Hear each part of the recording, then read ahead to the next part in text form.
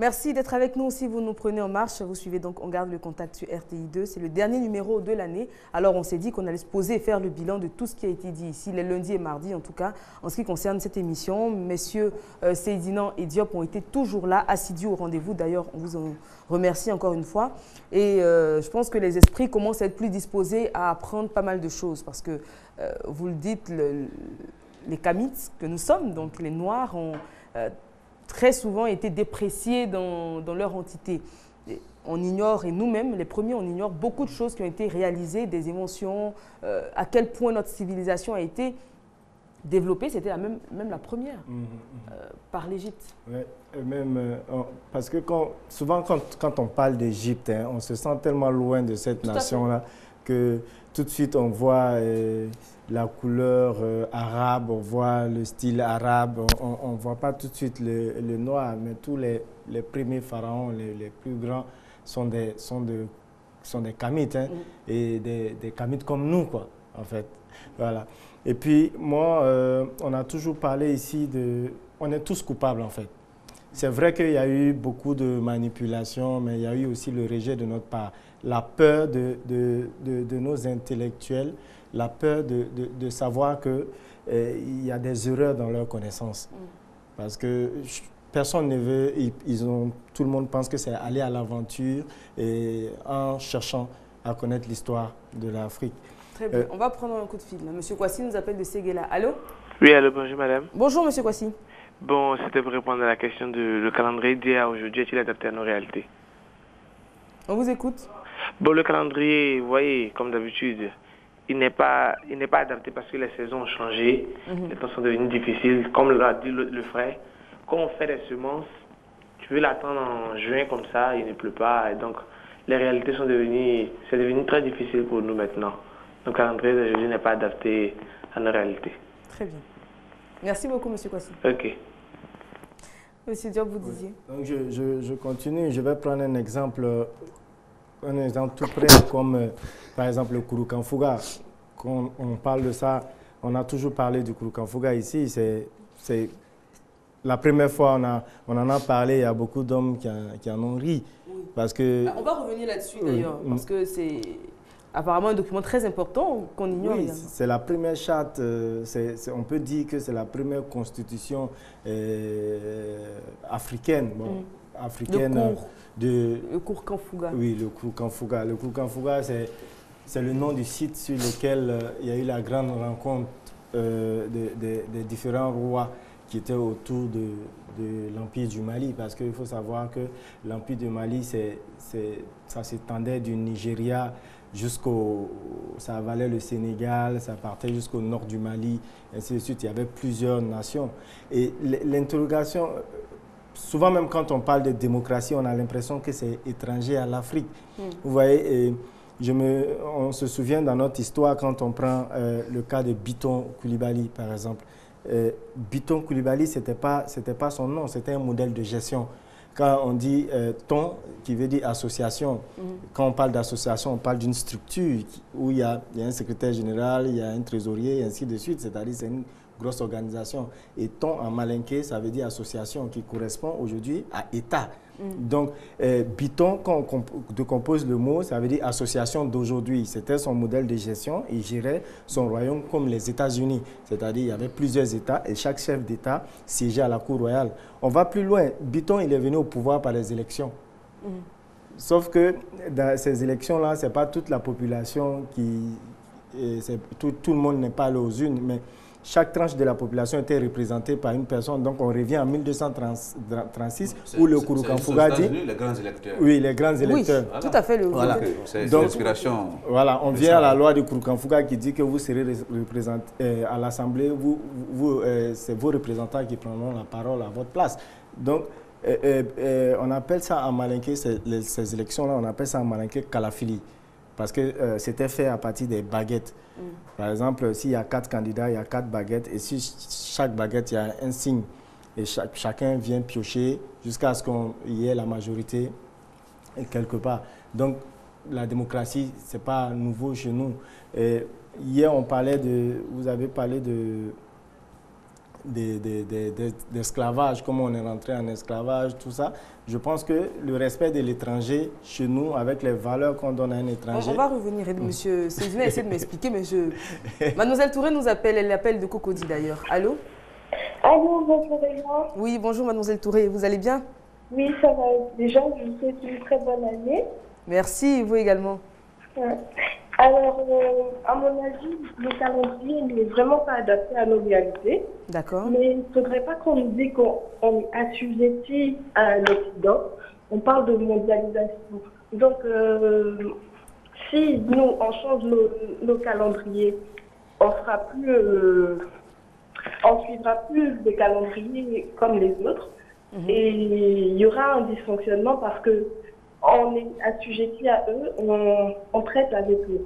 Donc, soit on continue de suivre ce calendrier-là, ou soit on se coupe carrément de la mondialisation. Donc, déjà, il faudrait que l'Afrique apprenne à être indépendante, à se passer de l'Occident avant de penser à changer le calendrier.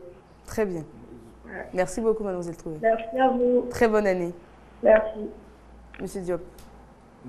Alors, on parlait donc de notre civilisation. Ouais, de notre civilisation et les valeurs que nous avons. Même quand on prend, on a parlé aussi de la femme, de la valeur de la femme, de l'intégrité de la personne. Donc tout ce qui est loi concernant les droits de l'homme, tout et tout. Et depuis 1236, avant la pénétration de l'Occident, c'était écrit dans la charte du Kurukan-Fuga.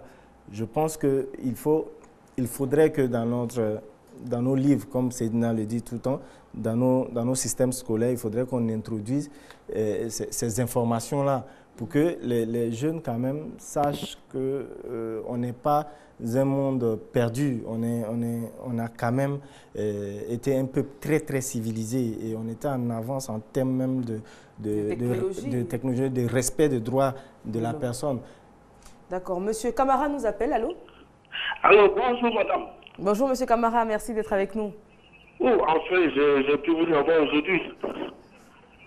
C'est un plaisir pour nous de vous parler, monsieur Camara. Je suis un fidèle facteur de l'émission. Merci. J'appelle de Caille au Mali. D'accord. Bon, en fait, le thème là, c'est un thème qui était enchanteur. C'est pas du tout, le calendrier d'aujourd'hui et hier, c'est pas une réalité pour nous les Africains. Surtout nous les pays du Sahel, l'avancée du désert, on sent réellement que chaque fois il y a des perturbations climatiques et autres. Donc on ne peut plus se référer à ce calendrier-là en fait. Même dans la région de Caille, vers le Sénégal, souvent il y a la saison qui vient, souvent la saison n'est pas bonne. Donc finalement on ne sait même plus ce qu'on doit faire en fait. Et donc je crois que ce n'est pas du tout compatible à nos réalités. Le calendrier bien aujourd'hui sont carrément différents, madame. Très bien. Et je profite pour saluer vos deux consultants. D'accord. M. Diop et l'autre là, son nom m'échappe. Voilà, ils font un travail très remarquable. Chaque fois j'essaie de vous joindre, mais bizarrement aujourd'hui j'ai pu vous avoir. C'est parce que c'est la fin de l'année. Dieu voulait que vous nous parliez forcément. Et bonne heureuse année 2014. Merci à vous également. Beaucoup de courage à vous, madame. Merci. De courage. Merci beaucoup, monsieur Camara. Merci. Très bonne journée à vous. Merci. Alors, on va revenir donc à notre sujet. Mais on a Bomba himself de la direction commerciale et marketing qui est là pour nous parler de Bonjour 2014. On va faire un bilan décidément. C'est la fin de l'année, on est à tous les bilans. Donc, le bilan à mi-parcours de Bonjour 2014. Merci Eva, bonjour. Bonjour à toute la Côte d'Ivoire. Nous rentrons en 2014 à plein pied avec le Bonjour qui a eu un franc succès. C'était le samedi 28 au Palais des Sports et c'était un événement assez spécial. Tout le monde a voulu voir ce spectacle. Malheureusement, on avait seulement 4 à 5 000 personnes qu'on pouvait recevoir sur ce site. Bien entendu, nous allons penser peut-être à aller au Félicia pour être sûr qu'on peut avoir plus de monde parce que c'est un événement, comme je le disais tantôt, c'est pour les Ivoiriens, c'est pour tous ceux qui vivent en Côte d'Ivoire et ceux même qui ne sont pas ici parce que tout le monde attend. C'est un événement qui fédère, hein, tout le monde, oui, grand, absolument. Jeunes, enfants, tout le monde veut voir Bonjour 2014. Absolument. Alors Eva, je peux te dire que ce monde qui était là, on a un slogan à la RTI, le slogan de RTI 1 qui dit « La chaîne qui rassemble ». On a pu rassembler tout le monde. Vous avez vu un grand public, vous avez vu des gens qui sont venus de partout. On ne pouvait pas distinguer l'Atié, le Bété, le Dioula, le Baoulé, non. C'était une seule personne. On ne pouvait pas savoir si celui-là était français, celui-là était anglais, celui-là était ivoirien ou camerounais. C'était une seule personne. Et ça, il fallait le faire. La RTI a réussi. Et chaque année, comme ça, nous allons permettre à tous les Ivoiriens de vivre des moments intenses pour entrer dans la bonne humeur de 2014 et puis la joie de pouvoir vivre et vivre encore. Alors après l'étape du 28, il y a d'autres étapes qui arrivent? Oui, effectivement, Eva. Après l'étape d'Abidjan, nous mettons le cap le 18 janvier sur San Pedro. Et après, nous partons pour Boaké. Et nous allons terminer. Boaké, ce sera pour le 24. Et le lendemain, 25, nous serons à Yamoussoukro. Donc le 18 janvier prochain à San Pedro, le 24 à Boaké et le 25 janvier donc à San Pedro. La population est attendue. Oui, oui, tout à fait. Et nous disons déjà, pour ceux qui nous regardent aujourd'hui, de savoir que RTI 2, tu sais qu'elle est vraiment vue partout maintenant en Côte d'Ivoire. Donc, ils nous suivent, de savoir que nous venons, c'est le 18 pour San Pedro, et comme tu le disais tantôt, le 24 Boaké et 25 à Yamoussoukro. Alors, il est bon de dire merci à ce grand monsieur, le gouverneur du district autonome d'Abidjan, monsieur Begré Mambé. C'est un homme exceptionnel qui nous accompagne depuis quelques années sur cette opération. Il faut lui dire encore grand merci parce que grâce à lui, la RTI aussi arrive à faire plaisir à tout ce monde qui vient, qui se déplace pour venir voir Bonjour à chaque fois et c'est exceptionnel. Un grand et on va dire un grand honneur à ce monsieur encore. Alors, j'oublie pas ces trois directions qui ont dû fédérer leurs efforts pour sortir quelque chose de spécial pour Bonjour 2014. Je pense à la direction de RTI Publicité dirigée par Mariama Dachagas. Je pense à la direction des chaînes TV, Touré Sanga, et sans oublier la direction technique avec Dala Diabarate. Très bien. Voilà. Merci beaucoup, Bomba. Et puis, Eva, avant de partir, le public, on remercie. Parce que sans ce public, Bonjour n'existe plus. Et il faut dire merci. Ils sont venus. Il y a eu certes des désagréments. Toute la grande équipe de Bonjour 2014 encore présente les excuses pour ces désagréments. Mais ils ont vite oublié parce que l'événement était grandeur nature. Très bien. Merci beaucoup, Bomba. Merci. Très bonne année à toi. Merci. Bonne année également à toi et à tes invités, à tous les personnels de RTI2. Très bien. On se revoit en 2014. Merci. Monsieur Seydina. On parlait donc, je rappelle qu'on fait un bilan de tout ce qui a été dit ici, de toutes ces informations que vous avez passé l'année à apporter à la connaissance de tous. Alors, pour continuer dans ce bilan-là, qu'est-ce qu'en rentrant en 2014, qu'est-ce qu'on doit se dire? C'est clair qu'on doit être fiers de nous, de ce qu'on a réalisé jusqu'ici, même si ça nous est très souvent dénié. Mais on doit être quand même fiers du parcours qui a été déjà fait. C'est clair, ça dit qu'on ne doit pas avoir peur de la vérité. Voilà, parce qu'avoir peur de la vérité, c'est se refuser. Et pourtant, se refuser, c'est accepter de mourir. Accepter de mourir, ça dit qu'on n'existe plus. Voilà, donc je souhaiterais que tout ce que nous avons dit jusqu'au jour d'aujourd'hui, on avait un seul objectif. Le seul objectif, c'était de stimuler le sentiment de fierté en Africain. Pour dire que l'Africain n'est pas celui qu'on veut lui faire croire. L'Africain n'a pas créé de sauvagerie, l'Africain n'a pas créé de racisme, l'Africain n'a pas créé de barbarie. L'Africain n'a fait que des inventions scientifiques, des inventions technologiques, des inventions même pour la cohésion sociale. Ce sont les Africains qui ont créé le Sinangouya. Le Sinangouya, en malinké, ça veut dire quoi? Sinan, ça veut dire des ennemis. Kouya, ça veut dire supporter l'ennemi. Vous voyez un peu le génie africain. Ça veut dire que c'est un système qui te permet de supporter ton ennemi. Ça veut dire qu'il n'y a pas bonne cohésion sociale que ça. Je supporte celui que j'aime et puis je supporte celui que je n'aime pas. Est-ce que vous comprenez un peu? C'est ça qui veut dire Sinankouya. Et c'est l'Africain qui l'a mis sur pied avec le Kourkanfunga pour éviter, pour prévenir et même régler le conflit. hein, les conflits sociaux. Ce qui fait qu'aujourd'hui, on parle de l'ONU, comment on appelle ça, le Conseil de sécurité et autres, mais l'ONU s'inspire de nos réalités. Quand on voit un peu de la manière que l'ONU est formée, etc., mais c'est les Sinangouya qui ils essaient de mondialiser d'une manière ou d'une autre. Nous, là, ici, dans d'autres peuples ici, en Côte d'Ivoire, on dit tout paix. Donc, ça veut dire, voilà, des alliances interethniques. Donc, je souhaite que tous les gouvernants africains puissent créer des alliances entre les peuples.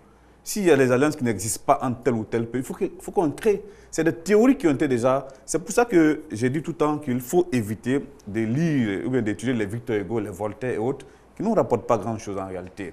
Des gens sont là, il y a des Sundiata qui sont là. Oufo Boigny, Thomas Sankara, Sékou Touré, la reine Abla Pokou. C'est des gens qui ont créé des théories qui sont là, qui dorment. Mais qu'est-ce que nous on fait de ça? C'est à nous de pouvoir créer, à partir de cette théorie-là, des réalités, les adapter à notre vie d'aujourd'hui et puis vivre mieux. Parce que ce qui a réussi en Russie ne peut pas réussir en Côte d'Ivoire. Ce qui a réussi en Chine ne peut pas réussir forcément au Burkina. Nous avons nos réalités, nous avons nos valeurs, nous avons nos intelligences. Je vous explique toujours le Sinangouya. Sina, ça veut dire mon ennemi. Kou, ça veut dire que je supporte mon ennemi. Vous voyez un peu quelle est l'intelligence des Africains? Je veux dire, après, on parle très souvent sur ce plateau-là de complexe, mais on sort quand même de 400 années d'esclavage et de près de 100 ans de colonisation. C'est un héritage lourd à porter, on ne s'en défait pas en une génération. Bon, on n'est pas encore sorti même de là, parce que si physiquement, peut-être que si physiquement on est libre, mais il faut reconnaître que nos cerveaux sont encore enchaînés. Nos cerveaux sont encore enchaînés tant qu'on n'a pas notre école. Parce que tant qu'on n'a pas nos livres scolaires. D'accord, on va en parler juste après ce coup de fil de M. Koulibaly. Allô? Allô? Bonjour M. Koulibaly, vous nous appelez du Mali? Ouais, Sikasso, Pesma, Sikasso. À Sikasso, très bien, on vous écoute. Ouais. Bon, Pesma, je suis Koulibaly de Sékou. Allô? Allô, je suis Koulibaly de Sékou. Oui. Mais je réside à Sikasso maintenant. Mon frère, mon ami qui disait que l'histoire, la vraie histoire de Koulibaly, c'est la vraie. L'histoire de Buton, c'est la réalité. Mais il y a plein de Koulibaly qui sont dans le monde, ils ne savent pas comprendre comment notre Buton est venu. C'est la dernière équation, il y a des gens qui peuvent comprendre mieux. Ça que je disais avant, là, pour les Africains, qu'on n'a pas leur histoire. Donc il y a un continent africain ici qu'on a leur histoire 100%. Donc, vraiment, je vous souhaite bonne heureuse année. Merci à vous également. Il faut continuer le débat pour qu'on puisse connaître notre histoire fondément. Très bien. Alors, que Dieu vous donne une longue vie pour que vous passiez tout le temps émission là. Merci à vous. Merci beaucoup. Voilà, bonne journée. Merci, très bonne journée à vous également. Monsieur Diop. Oui, je voulais rejoindre Sédina. En fait, les alliances interethniques, même en Côte d'Ivoire, ça a sauvé des vies. Lors de notre tournée pendant le festival des 18 montagnes, la première édition, on était allé voir le chef central de Danané. Et il nous a expliqué une histoire où il y a un chauffeur qui a eu un accident et par malheur, il y a un enfant qui est décédé. Et tout le village est sorti. Le chauffeur allait être lynché. Lorsque le chef a demandé le nom du chauffeur, ça se trouvait que le chauffeur était Sénoufo. Tout de suite, tout le monde s'est calmé parce qu'il y a une alliance entre les Sénoufo et les Dans. Et ça a sauvé la vie de l'autre parce qu'il y a des pactes qui ont été signés pour ne pas qu'on viole ces lois-là. Et ça nous a permis de maintenir la stabilité pendant longtemps dans notre région. Est-ce que ça a disparu finalement, ces alliances interethniques? Elles existent toujours, elles sont juste là de nom, ou est-ce que dans les faits, dans nos villages, etc., on en tient encore compte? Dans nos villages, ça existe. Vous savez que dans nos villages, oui, on en tient compte. Par exemple, moi, mon Sinangou, c'est le Peul. Moi, partout où je vais, un Peul, quand je vois un Peul, une fois que je dis, mais toi, ton nom, c'est quoi? Il me dit Diallo, Sangaré, par-ci, par-là. Dès que je commence à réagir, c'est tout de suite que ici, sont Sinangou. Donc, ça passe. Au fait, c'est en ville que les Africains sont encore plutôt des nègres blancs, c'est-à-dire que des gens qui ne sont pas des Européens, qui ne sont pas des Africains, qui sont un peu perdus. Est-ce que vous comprenez? Monsieur Karamoko nous appelle de Gagnoa, pardon. Monsieur Karamoko? Oui. Bonjour monsieur, bonjour madame. Bonjour monsieur Karamoko, vous allez bien? Oui, ça va. Je veux participer à l'émission. Vous y êtes, on vous écoute. D'abord, je vous souhaite une bonne fin d'année 2013. Merci, à vous également. À vos deux invités qui sont sur le plateau. Merci. Merci. Vraiment, ils font du bon travail. Bon, sur le thème qui est, est-ce que nous sommes adaptés à la réalité, nos calendriers sont adaptés à la réalité d'aujourd'hui? Moi, je dis que chez nous en Afrique, rien n'est adapté à nos réalités parce que nous, Africains, aujourd'hui, nous voulons copier sur l'Occident, d'abord qui est très dangereux. Bon, nous devons aussi connaître notre origine, nous devons connaître où nous venons d'abord, parce que l'Africain reste toujours l'Africain, mais il ne faudra pas copier tout sur l'Occident et oublier notre origine, qui est très dangereux pour nous. Parce qu'aujourd'hui, même dans les grandes villes, aujourd'hui, comme à Abidjan, il y a des enfants aujourd'hui même qui ne comprennent même pas leur langue maternelle, qui est très dangereux aujourd'hui pour les parents, parce que nous avons tout copié sur l'Occident. Donc je voulais profiter de l'occasion pour vous souhaiter longue vie, et longue vie aussi à vos deux invités. Merci beaucoup. Aussi, bon, le monsieur qui est à votre droite, qui est M. Seydina, oui, je voulais qu'il nous dise quand même le nom de son centre de formation qui est vraiment très important pour nous. Très bien. Oui. C'est l'Institut des civilisations noires. L'Institut des civilisations noires. Merci beaucoup. C'est à Bobo, au plateau de Cuy. À Bobo, plateau de Cuy, voilà. Très bien. Merci beaucoup. Merci. Merci. Alors, on voit que c'est avec beaucoup d'émotion que je me rends compte que ça intéresse vraiment. Et comme je le disais, je dis, on parle de complexe, etc. Mais après le lourd passif qu'on a, la captivité, l'esclavage, la colonisation, etc., on peut comprendre qu'on soit encore un peu déboussolé et qu'on ait du mal à s'assumer véritablement. Bien sûr, c'est pour ça qu'on dit que... Parce que l'école a participé beaucoup à l'esclavage. Ça, il faut le reconnaître. Donc, c'est cette même école qui doit nous permettre aussi de nous désaligner. C'est pour ça que nous critiquons depuis le début le système scolaire qui est là. Si on change de système scolaire, si on introduit dans notre système scolaire nos réalités, notre vraie histoire, parce que les Européens font croire aux Africains que nous n'avons pas d'histoire, ou bien si on a une histoire, c'est que cette histoire commence par de l'esclavage. Alors que bien avant ça, on a des milliers d'années d'histoire. Et c'est pour ça que ça me révolte un peu. Je me dis, mais avec toute cette histoire, cette civilisation, cette super intelligence, cette prédominance presque sur le monde, comment on s'est retrouvé en captivité aujourd'hui? Je vous l'ai dit hier, c'est-à-dire que, excuse-moi Diop, quand vous prenez l'époque où nous, les Africains, inventaient, la même époque, vous allez en Europe, vous allez trouver que les Européens étaient des barbares. Mais vous voyez, il y a des films européens qui passent de temps à autre où les gens sont dans des casques, des masques avec des épées en train de se trancher la gorge, etc. Vous voyez, c'est un peu masqué, mais ils démontrent les barbaries. Est-ce que vous comprenez? Donc, l'Européen était un être barbare. C'est l'Africain qui a envoyé la civilisation à l'Européen. Il nous doit cette civilisation-là. Il nous doit ça. Maintenant, quand il venait ici, parce que nos richesses ont créé une certaine haine dans le cœur des Européens, il faut avoir le courage de le dire. Maintenant, pour s'accaparer de ces richesses-là, qu'est-ce qu'ils avaient? Ils avaient des prisons chez eux, pendant que nous, on n'avait même pas de prisons ici en Afrique. Parce qu'il n'y avait pas de prisonniers, il n'y avait pas de voleurs, il n'y avait pas de délinquants, etc. Les gens étaient bien éduqués, et bien instruits, bien civilisés. Pourtant, chez eux, il y avait des sanguinaires dans les prisons. Donc, quand ils ont voulu commencer les razzias, ils ont libéré ces sanguinaires-là, ces délinquants-là. C'est avec eux, maintenant, qu'ils sont venus en Afrique, avec les canons, pour nous mettre en esclavage. Mais vous voyez même les films western, quand vous voyez les Billy Kid, les voleurs, là, ce sont les mêmes voleurs qui étaient ici. Vous comprenez? Donc, c'est ce système de barbarie. Nous, trop pacifiques, on n'a pas préparé. Trop intelligent, trop civilisé. Mais trop intelligent, on aurait dû voir le coup venir. Non, bon, peut-être, mais on a lutté aussi. Ah oui, les Africains ne sont pas laissés bras croisés. Parce que il y a cette fable-là qui dit qu'ils sont venus, ils nous ont donné des miroirs, on leur a donné nos terres, etc. On se dit que c'était un peu trop facile, qu'on nous a appâtés par des pierreries, des perles. Je pense que ça, c'est un peu insulter l'intelligence des Kamites, parce qu'il y a eu des résistants. Il y a eu par exemple, Samori Touré, qui a fait 16 ans. Parce que ce qu'on ne raconte pas sur Samori, c'est qu'il a fait 16 ans de résistance. Et Samori a été affaibli parfois par des royaumes même africains. Par exemple, quand il a voulu récupérer le Tata qui est le royaume de Sikasso, où il a fait 15 mois de siège. Il a fait 15 mois de siège et dans ces 15 mois de siège, ça a affaibli son armée. Parce qu'autour du royaume de Sikasso, il combattait 2 petits groupes. D'accord, on va prendre le tout dernier appelant. Il nous appelle de Mauritanie. C'est avec beaucoup de plaisir qu'on l'écoute. Allô? Oui, allô? Oui, bonjour, monsieur Soma. Bonjour, madame. Merci d'être avec nous. Vous nous appelez de la Mauritanie.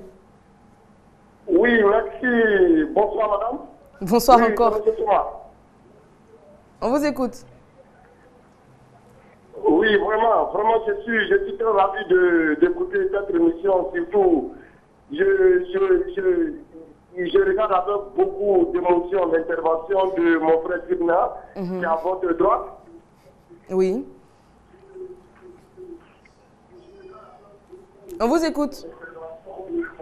Voilà, donc comme je l'ai dit, vraiment, il fait une merveilleuse intervention. Je crois qu'aujourd'hui, de nos jours, l'Africain, comme il a dit, l'Africain, je crois que l'Européen aujourd'hui doit sa civilisation à l'Africain. Ça, il faut le dire. Et il a tellement bien parlé que j'ai vraiment voulu intervenir pour vraiment le saluer. Le saluer, je crois qu'on doit interpeller les uns les autres, d'aller vraiment dans son école. Très bien. L'école où il a suivi vraiment sa formation. Très bien. Et comme je l'ai dit aujourd'hui, pour qu'il y ait une éveil véritable de conscience, il faudrait que tout ça, ça se passe véritablement à l'école. Voilà, ça se passe véritablement à l'école. Lorsqu'on voit aujourd'hui que la société africaine manque aujourd'hui d'intellectuels, évidemment parce que dans nos écoles, dans nos universités, on sent aujourd'hui qu'il n'y a pas de bons formateurs. Lorsqu'on vient de parler de... Par exemple, moi je viens du Nord, je suis de Ferker, j'ai été éduqué, nourri avec le bouilli de mille de matin, c'est très bon.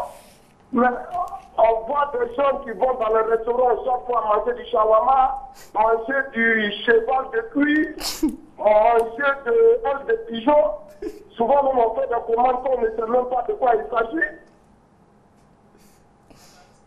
Oh, il est parti, il était lancé dans un développement. Alors, il nous reste à peine 3 minutes, je crois. Alors, on va finir, on va conclure en invitant tout le monde à valoriser notre culture. Rien que par les tenues. Déjà, M. Seydina m'oblige, je le dis sur ce plateau, il m'oblige à me mettre en pagne. Vous êtes très belle en pagne. Merci. Alors, donc, on va valoriser notre culture, ce qu'on a chez nous, même dans ce qu'on mange, dans ce qu'on fait.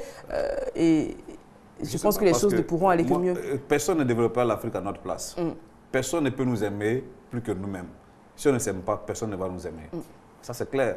Donc, il faut que les Kamites... De toute façon, je lance un appel à tous les Africains. Nous ne sommes pas des Noirs.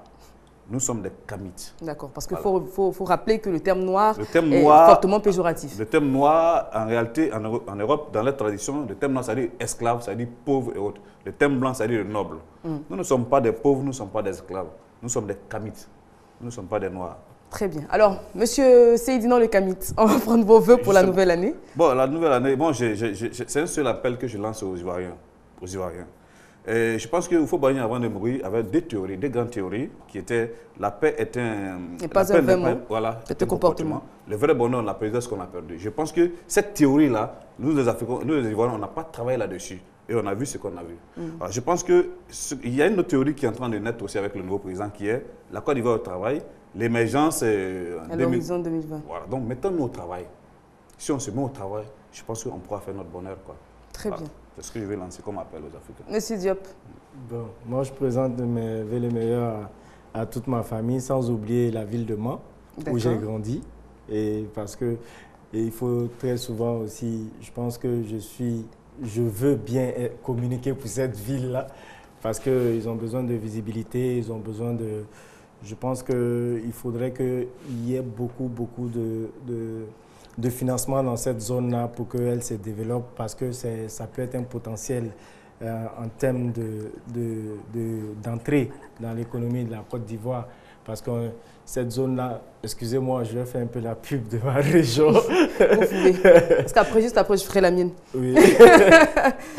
je pense que cette région a des richesses, même que ce soit dans le sous-sol ou que ce soit dans même le côté culturel. Il peut vendre le tourisme. Aujourd'hui, Tombouctou fait rentrer des milliards au Mali par rapport au tourisme et je pense que cette région aussi peut faire rentrer des milliards par rapport au tourisme. Nous demandons au ministère du Tourisme de rénover nos sites, de quand même penser à nous parce que Mans aujourd'hui est tellement authentique qu'il peut y avoir des développements. Je fais un coucou à ma mère, à mes enfants, à votre épouse également, à tous mes amis d'enfance, Balo et tous les autres. Très bien. On va finir avec Patrick, vos vœux pour l'année 2014, pardon. D'accord, 2014. Ah voilà, heureusement. Voilà, c'est de dire bonne année principalement à toute la communauté en garde de contact, parce que vous avez été très actifs tout au long de cette année 2013 sur Facebook, sur le téléphone et même en tout cas dans tous les supports possibles pour pouvoir réagir. Vous allez continuer à le faire l'année prochaine et on espère qu'on sera dans le plaisir aussi de les recueillir pour encore aller dans le changement. Alors je profite en même temps rapidement pour dire que voici un autre fan de Seydina qui nous dit, il s'appelle Ebenezer Demola, il nous demande, j'aimerais si possible voir le nom du livre que présente Seydina. Très bien, on le montrera à M. Seydina. Alors, voilà. Très bien, on va finir comme ça pour dire merci à tous les téléspectateurs qui nous ont suivis pendant cette année. Merci pour votre fidélité, merci pour votre assiduité. Ce fut un grand plaisir d'être avec vous pendant toute cette année et on sera encore avec vous dès demain. Donc l'année commencera en votre compagnie, ce sera un bonheur pour nous. Je rappelle que cette émission a été réalisée par Fatou Koulibaly Lakamit. En studio ici, on va dire encore merci à Maman Dendane qui est à la